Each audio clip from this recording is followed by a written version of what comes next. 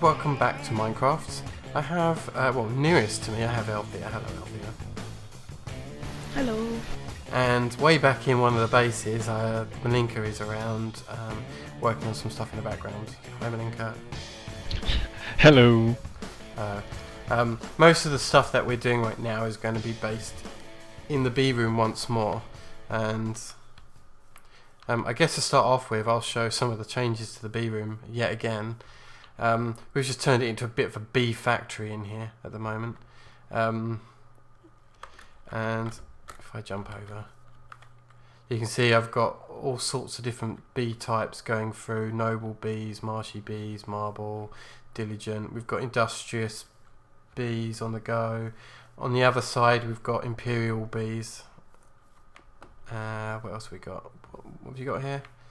Oh, unweary. Oh, you got this one, haven't you? The water and river ones. They're really nice. That you're working on that line. Yeah. So Those are from extra bees. They're pretty cool. The river bees actually produce clay dust, which you can use to turn into clay, which is a pretty nice byproduct. So part of the issue is that we've got like a massive excess of bees. I've got bees all over the place actually at the moment, either in chests, in indexers. This is a full chest. This is half filled. This is half filled, and you can see there's stacks and stacks of bees. So we're going to process those bees in this episode, aren't we? Yes. Okay.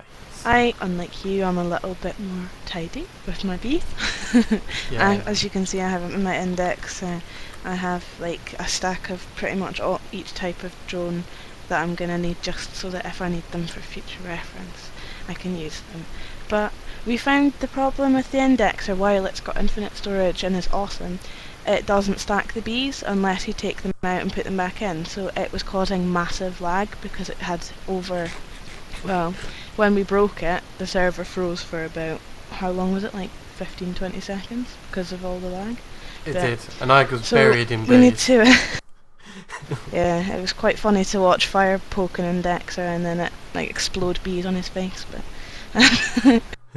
but yeah, we need to find a way to get rid of the surplus of bees, so we were going to look into a gene pool, which we use to liquidize the bees into liquid DNA, which we'll use later on to run other machines that will help us with our bee production, so we can get started on that. Okay, brilliant.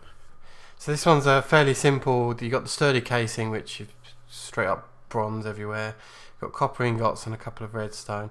Makes an apiarist machine. Now these apiarist machines turn out to be the base of any kind of extra bee machine, really. So go ahead and take that out. Yeah, so once we've got that, we put that back in the middle. We put a bit of lapis, some iron, and I believe it's redstone. No, not redstone. I know what it is. It's the circuit. Okay, so that's a genetic machine. Okay. And then for this one, we need a piece of glass, 4 tanks, some gold, and some redstone. Okay. Which gives us our gene pool. Fantastic. So I think we've already got a place set up for the gene pool, haven't we? Somewhere ready to plug it in. Well, yeah, okay. Well, at least for now, until we get to move it properly into the production line. I think you made a basic place, didn't you? Just here. Oh, do you need a red power conduit? Yes. I don't have any on me. They're probably up at the base. Okay, I'll pause up and we'll fix the power stuff and then we'll be back. Right, one moment.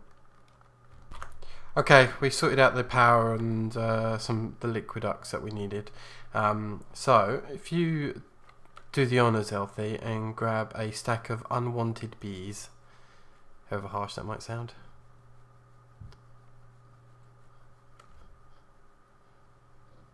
It's just drones. There we go. As it happens, you can increase the DNA that these drones give out and give back to you if you analyse them first. It actually doubles the amount of liquid DNA you get.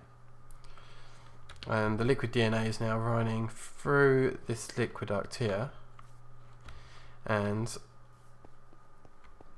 oh, by the way, someone made a comment on one of our videos, if you put two Buildcraft tanks next to each other with the valves touching, that they share liquids. So I originally built this with this right next to this tank, but it stopped the tanks from actually becoming tanks, so that doesn't work either in this version or something. So I tried your tip. Maybe I just did it wrong, but for some reason it didn't work. So for now I've just got one tank set up here now instead, and it's got a bit of liquid DNA already being stored, and I guess we can just chug through a whole bunch of crappy bees that we don't want, yeah? Yeah, I've just analysed these ones just to see what difference it makes with the DNA. Yeah, well, it's kind of hard because it's going so quick, but yeah. And bear in mind, this is using 5 Minecraft joules per tick on this. So it's not too bad, but you do need power.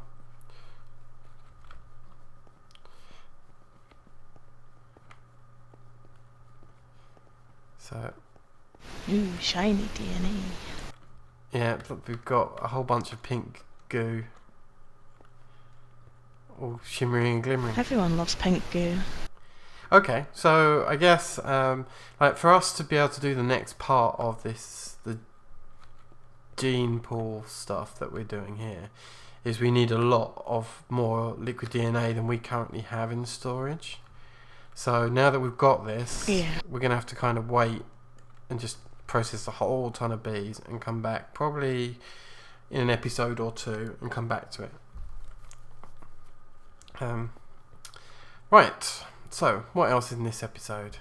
Well, I've been a little bit busy with another change. So we had the quarry working, which we had a couple of episodes ago, and it's been generating ores and all sorts of fun things, and the ores were being sent back to the base. We showed the production facility to be able to get the farm up and running, which, by the way, we've got to completely take apart before well, there's a new version coming out of the Dire Wolf pack for those that are playing along. That's coming out in probably sometime next week. That's going to change a lot of the recipes for the new farms and how they work. So bear that in mind. You should try and make sure you look at the change logs for how that happens. The farms will no longer need fertilizer, mulch, for example, and require dirt. So some of our steps have got to change. But anyway, let's look at this machine. So right now you saw previously that we had a lot of extra sand production, most of it was being voided out. Well, I'm actually putting it back to use again, and they're going into these machines here. These are induction smelters. Now, induction smelters are quite tricky to hook up, so I'll explain it while I'm looking at this view for a moment. So we've got sand here is kind of like, is it called flux? I'm not quite sure the right word you'd say. It's like the mixer for the process of smelting. So we always need sand in the green slot, and in the purple slot will come some kind of raw ore. The quarry's running, but it's not sending any ore over at the moment because it's too high up. But let's say, for instance, it's got some iron ore. It would actually produce the iron ore and double the output without pulverizing. So sand plus raw ore equals double output, with a slim chance of getting rich slag. I believe we've shown this before, but what it does mean is that this induction smelter has effectively 3 inputs. You've got the power input, the sand input, the ore input, and we've got 2 outputs, the cooked ore output and the rich slag output. So we're dealing with effectively 5 things, 1, 2, 3, 4, 5, which makes wiring these up to be a bit crazy, but I'll explain anyway. So the sand that comes in from the pulverizer factory next door is coming through into all these diamond pipes and being split up into all these different directions into the green side, which I believe is the back of each of these machines. Of at least 5 of them, though, because this 6th one here is special, and I'll come back to that in a short while. And if I come back into this room, you can see here's the extraction of sand coming through here, and this is where the items from the quarry goes. Now I put a diamond pipe here that's got all the ores, and any ore from it, if it's not ore, it goes straight to the base. If it is ore, it gets sent up. Ignore this side, this is if I need to manually input cooked ore. I was just using it for testing. But yeah, it goes across here and out through this bottom pipe. Let's just come around here. Now this bottom pipe goes through this diamond pipe here, and if you notice here, gold ore is going through the white step, so remember that part, because I'll come back to that in a short while. But these stone pipes, if you look, they're coming down and insert into this side of the top of the machines. Here we go, because it's this dark one. It's coming round and into the hoppers here and into the machines. So each of these machines have got hoppers on top, and each of them are taking inputs of ore. Finally, let's deal with why we've got this one here is different. So this one, I've accepted the gold. So gold, when it comes in, takes this white route, gets sent up above, and escapes all the other induction smelters and gets placed in this last one. And if you look here, we've got 2 outputs. So the outputs for red, those reds just go straight to the base, but the yellow outputs, they actually get looped down and all sent into the back of this machine, into the green input. So every single yellow output of every single one of these other 5 machines are going into green and giving me rich slag. Rich slag, if I use it with gold ore, triples the output, and as gold seems to be the rarest thing, is that once it's running, it actually triples our gold production, and then afterwards it outputs and sends it all back to base. There's a bunch of void pipes in here to get rid of extra sand, because as you can see, the sand is just pumping through with no ore to cook for the most part. So in this case, it's actually just voiding them all for now. I've got a better solution for that coming up later, but probably in a few episodes. Yeah, I hope I explained that well. What else has changed over here? We've rerouted some of the stuff down here just to tidy up for a new plan with the fertilizers that is coming up later. Oh, I know what else I can show before I finish up. And that's our thaumcraft room. And the thaumcraft thing we'll be doing a lot more of in the next episode. But, it's night time. And I have spiders. Okay, that's cool. I don't know if you can see this, but I did put legs on it. I know I had a comment that's saying, oh, you know, turn it into UFO. We will do the UFO thing, but it's too early to do the UFO. I've got a bunch of plans for tripods first to make it look more like War of the Worlds. But I did put some legs on it, and I did it a bit differently. So it looks now as if this tripod is kind of walking and climbing out of the jungle. So you've got the bent leg as it's stepping out of the jungle, which I thought was kind of a nice touch. We've also expanded upstairs, which I'm probably going to go and show. Which I can do now.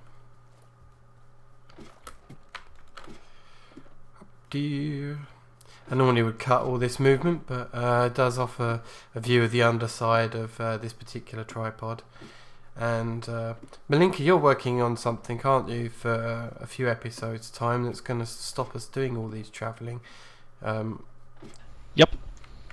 So, do you want to discuss it or do you want to save it? Like, not discuss like how Well, to do it, but discuss the plan, the basic plan. basically, we've already shown off Mistcraft. So what we're going to do is cut out the travel time by using a lot more portals. Yeah, so we're building a special room, otherwise known as a nexus, but there's a bit of a special plan for that which we'll hold up for a few episodes. But yeah, in case anyone's wondering why we're doing all this long walking stuff, that's because we've got a better plan that's coming up. Anyway, Thaumcraft room. So I've come through into the Thaumcraft area and I've placed a ton of iron chests. Mostly because I've got a ton of iron, so I thought I'd just use it. And each chest has a signpost on it saying what's each aspect that is used in Thaumcraft. So, for instance, Alienis is the kind of the anything alien, anything to do with the end, anything to do with weirdness, tends to be the Alienis aspect. And if you look in the best here, the best thing for it is ender pearls. So I've put ender pearls in this chest. If we take another example, say Motus. Motus represents anything that requires movement based things. So I made a whole bunch of trapdoors and they have a good source of Motus. So in each chest I've got something here that we can use. Bracantio is a good source of magic. Oh, sorry, the magic shard's a good source of Bracantio, and so on. That way when we move to Thaumcraft, actually in the next episode, we're going to be able to do this with a little bit more ease, knowing what's what, because remembering all these aspects and what they do is tricky at the best of times, so I've made a list basically. Cool. Is there anything else that anyone wants to cover before I finish the episode? Nothing comes to mind. No, not really. Everyone's happy? Okay, we'll use the DNA that's being produced in the Biodome soon. And yeah, next episode, expect us to be in the Thaumcraft room conducting a little bit more magic. So from me, Malinka Elthia, goodbye. Goodbye. See ya.